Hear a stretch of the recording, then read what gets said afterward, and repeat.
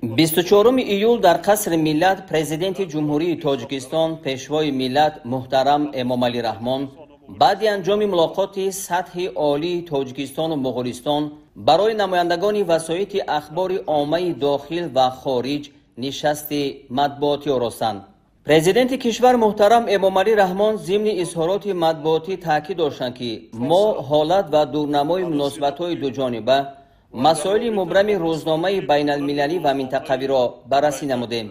سرور دولت ما اظهار داشتند که سندهای نوی همکاری به امضا رسیده با تقویت بیشتر زمینه حقوقی رشد رابطه‌های بین دولتی در ساحه‌های گوناگون روانه گردیده است.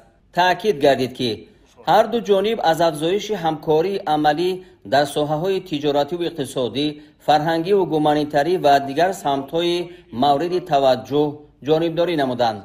مسئله توسعه بیشتر تماس‌های بین پارلمانی و تحکیم نقش دیپلماتیای پارلمانی در مناسبت‌های کشورها به مقصد موافق دانسته شد.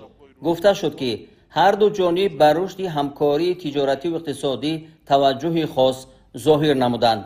رهبر دولت ما اومید به هوسمندی دو کشور در سمت تأسیس کارخانه‌های مشترک استحصالی در ساحه‌های آینده‌دار اقتصاد دو کشور از جمله صنعت کارکرد به خصوص صنعت سبک و خوراکواری، اینچنین کشاورزی خصوصا چارواداری اظهار اندیشه نمودند. ضرورت رشد همکاری در سطح منطقه‌های دو کشور، گسترش رابطه‌ها در ساحه‌های فرهنگ، علم و معارف، جوانان، ورزش و سیاحی تاکید گردید. سرور دولت محترم امامعلی رحمان ابراز داشتند که مسائل وابسته به امنیت، مقاومت مؤثر به تهدید و خطرهای گلوبالی و منطقوی در مرکز توجه جانب‌ها قرار داشت.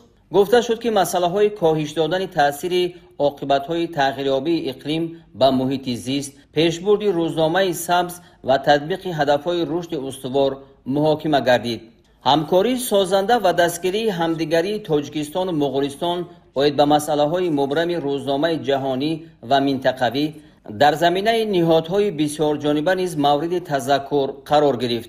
پرزیدنت کشور محترم امامعلی رحمان در فراورد سخن تاکید نمودند که ضمن مذاکرات سطح عالی شریکی دو کشور در عرصه بین المللی به خصوص در دایره سازمان ملل متحد همچنین دیگر ساختارهای همکاری بسیار جانبه بررسی گردید.